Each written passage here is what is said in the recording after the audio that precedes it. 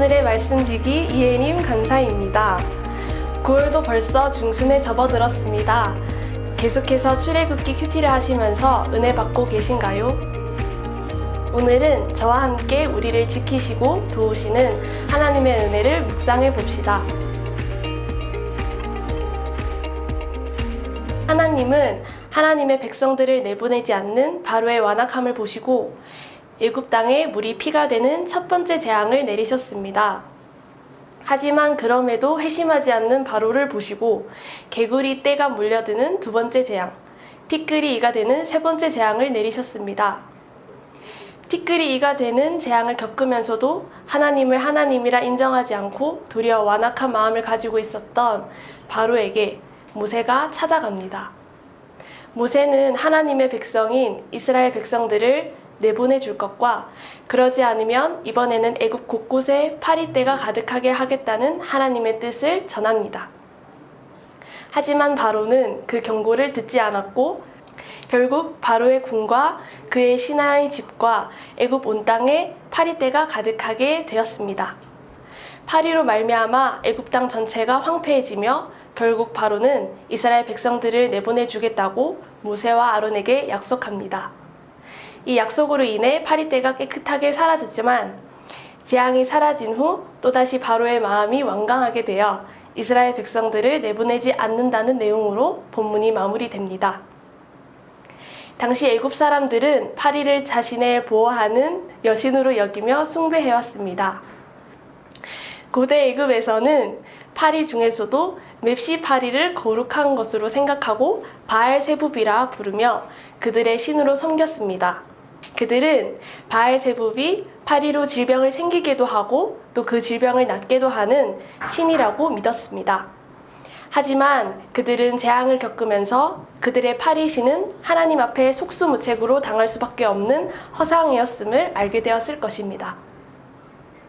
연이은 재앙들을 통해 하나님은 애굽 사람들로 하여금 이스라엘 백성들의 소유권이 누구에게 있는지 알게 하셨습니다. 또한 이스라엘 백성들도 자신들을 다스리시는 분이 하나님이시며 그런 하나님이 어떤 분이신지를 알기 원하셨습니다.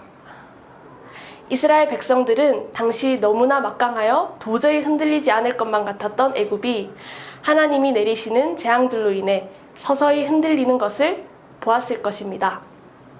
또한 그 가운데 자신들의 정체성을 조금씩 자각하기 시작했을 것입니다.